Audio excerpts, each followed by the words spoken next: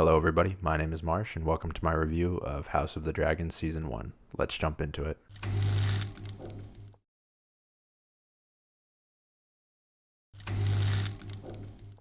So, Season 1 of House of the Dragon.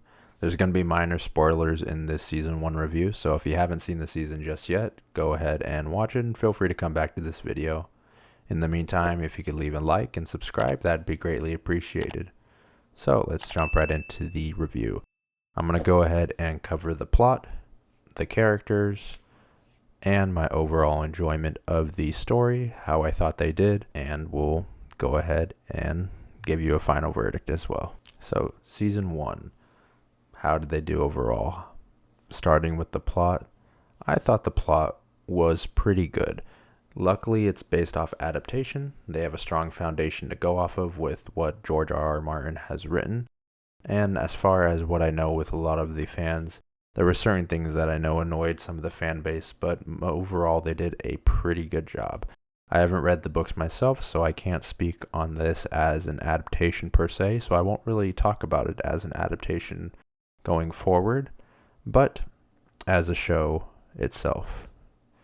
I think the main thing that they did for this show, which is a good thing, is they brought Game of Thrones back into relevance. After Season 8 of Game of Thrones, a lot of fans, including myself, did not want to touch anything with this series ever again. I was so done. I didn't even want to go back and watch highlights, reviews, anything. It was just pure hate and anger and disappointment with that final season of Game of Thrones. And honestly, I had zero expectations going into this show because of how bad Season 8 was, that I just didn't think they would make anything even competent anymore. Obviously, it's going to look good because we saw what kind of budget they had, the special effects, and everything they did overall in Season 8. Because you can't say Season 8 looked bad unless you're talking about the dark, long night, where it was literally so dark no one could see it. I had like full brightness on, so it was okay. I didn't really have that issue, but I know a lot of people had that issue. And there is an episode of this season that has that issue as well. So I don't know why they have this fetish when it comes to dark episodes where people can't see anything. It's kind of dumb overall, but apparently that's what they love. But this is what the show succeeded in. It succeeded in bringing relevance back to the Game of Thrones series for the normal fans such as myself, not necessarily book readers, because I feel like they would have read anything and hate on it just like most fans of stuff do, or totally love it based off what the adaptation is. The plot overall, though, was very good. The main issue and complaint I have with the plot is that of the time jumps.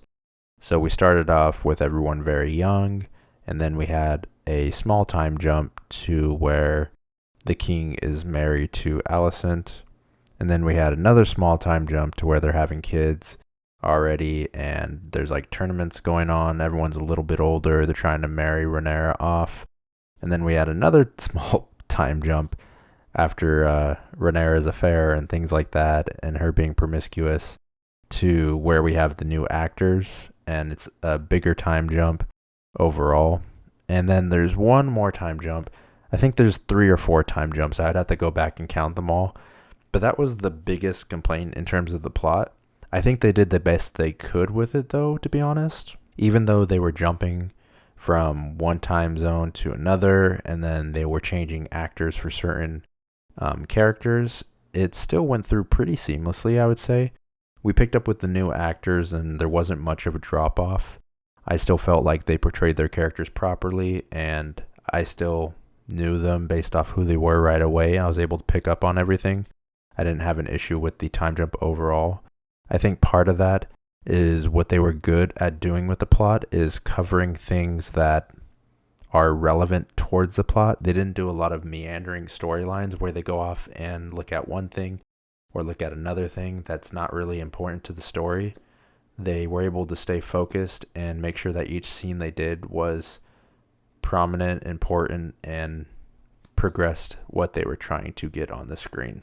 Now, there were certain moments in the story that were cheesy and I didn't think were the best, and kind of bad when it came to like writing and stuff like that. And I feel like a lot of it comes down to the issue with what we had in the end of Game of Thrones, which is them trying to do spectacle over writing, thinking that we need some type of action all the time. And this biggest thing was with the penultimate episode where Rhaenys is breaking through with her dragon and doesn't burn the whole family to the ground and end this whole war, and she kills like thousands of people in this pit and no one questions it. I guess they question it a little in the next episode, but stuff like that just makes no sense. Doing stuff for spectacle when you don't need to. There's a strong enough foundation, and we're not stupid when it comes to the fan base. We don't need that. And so it was just unneeded. And those were some of the worst moments when they tried to go into the spectacle of things. The writing overall, though, I think was pretty good for the most part. Even though I just mentioned the spectacle thing, it didn't pop up too often, and it was really not there a lot of the times. Some of the most intense scenes weren't even necessarily scenes of combat. They were scenes where the families are arguing politically between the two, or even a scene where they're just having a king walk to his throne, as you guys know. I think those were some of the best moments in the show, so we'll go over them right now as well because I just want to talk about them. Starting with the fight between all of the kids when Aemond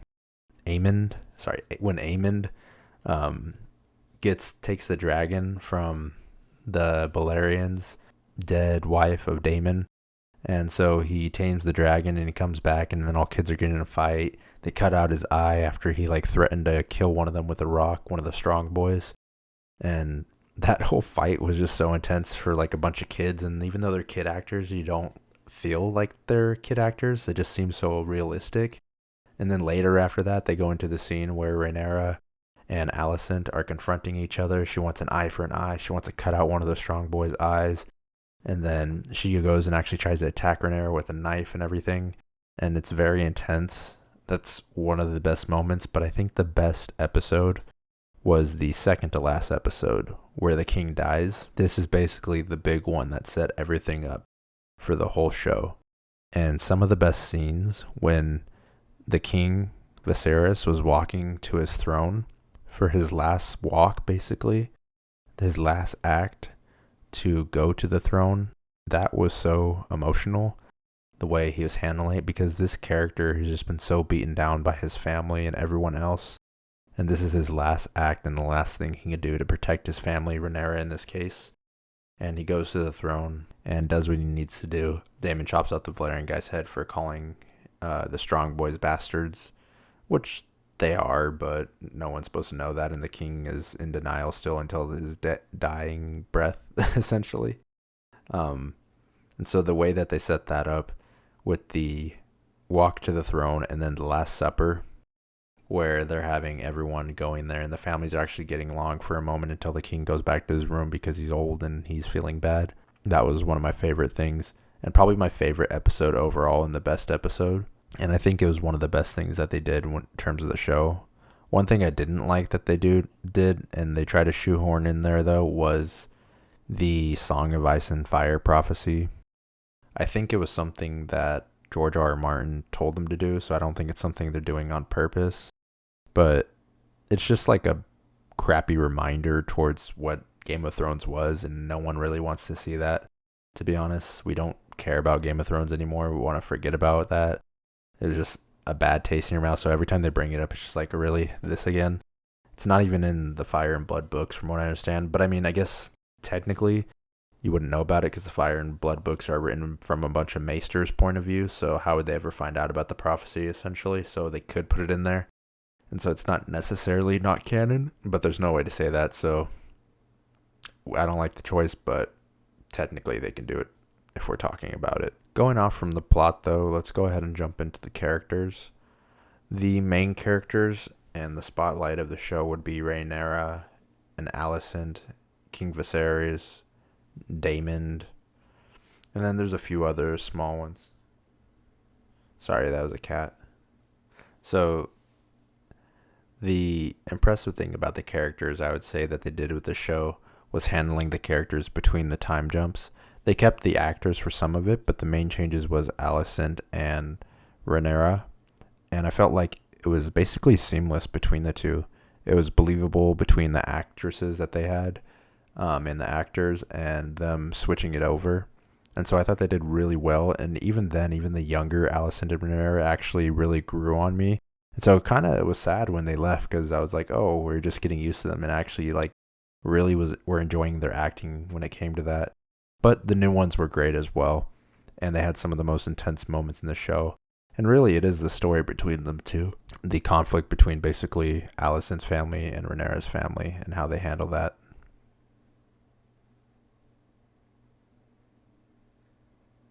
The next two highlights, though, and honestly, probably the biggest highlight, was Daemon, Doctor Who. It's funny because a lot of people didn't think he could like handle this sort of like character going in, but honestly, every time he was in a scene, he kind of stole that scene, and even to the point where episodes that he weren't in were overall worse than episodes that he was in. And so he did actually probably the best job out of everyone in terms of being this antagonist, but not really an antagonist, because everyone's gray in this world. We don't know who to root for, whether you're going team green or black, as they're trying to set up. And so there isn't really right choice, and he's not really the pure antagonist. He starts off in the beginning that way, and then he sort of like joins your team, I guess, or I'm part of team black, I guess, so I'm kind of going for them, I feel like, or at least that's the way they're setting it up, because she's the true heir, even if her kids are bastards. But he basically is the best character on the show, with very close being King Viserys. I really didn't have a connection towards King Viserys at first in the beginning. I was like, okay, he's doing decent. And then the more he aged, the more he really grew into his character, to the point where when he actually passed away, you were actually feeling like real emotion for him, especially when he went to go sit on the throne for the last time, and Daemon comes up and gives him his crown and sword, and helps him up there, which was a touching brotherly moment that they had. So overall, the characters were very, very good in the show, and the acting was good. There was never a point where I was taken out from the acting, basically. And so that's the main thing I would say. When you can actually notice the acting, that's when it's bad, or it's overacting. And so everything just felt real, like there was a camera watching. I never felt like there was a point where they were like doing something to stare at the camera intensely, or like putting it in a certain way to where it just took me out of everything. And lastly, that sort of leads me into my enjoyment of the show overall. The show overall, I really enjoyed. Don't think it's better than than the best Game of Thrones seasons. I think it's up there and it's on par, which is saying something, because honestly, when it came to a lot of shows, Game of Thrones became the standard for a lot of TV fantasy shows, or just shows in general. You would oftentimes say, oh, but it's not better than Game of Thrones. Or even when you were grading a Game of Thrones episode and thinking about what you'd give it, you would always be like, oh, well, for a Game of Thrones episode, this is like a 7. But if you're talking about any normal episode on television, it would usually be like a 9 or 10 on any episode of normal television, which is the thing with Game of Thrones. When I'm grading it, I'm a lot harsher on it itself, because I know the potential of Game of Thrones. And so when it came to House of the Dragon, oftentimes I'd find myself giving the episode a 7 or an 8. But then in all reality, if I look at it as a TV show itself, it's really more like a 9. So season 1 overall, on a Game of Thrones scale, I would give an 8 out of 10. It's adequate. It did the job. Got me back into Game of Thrones. It's not bad. It's very good. It's not the best season ever, but it did enough to pique everyone's interest and get them back into the show. And that's what its job was. Now they could go and do their sequel show with Jon Snow, another prequel on another thing. And they have the power to, because the fan base is back again. That's all it needed to do. We'll see if it sticks its landing and it keeps going and going and going after that. But so far, they're doing a good job. On the overall TV scale, it's probably a 9 out of 10 season-wise. But for the Game of Thrones scale, we'll call it an 8 out of 10. Overall, though, let me know what you thought about it. What did you think? Where does it rank if you have to put it against the other Game of Thrones seasons? For you book readers out there, how was it as an adaptation? Did you like it? Did you not like it? Don't give me any spoilers for future seasons, but let me know whether certain things that they left out that annoyed you. But just tell me overall what you guys thought about the episode. Once more, if you could leave a like and subscribe, that'd be greatly appreciated. And I hope you guys all have a wonderful rest of your day. Thank you so much for watching, and I'll see you guys later. Bye-bye.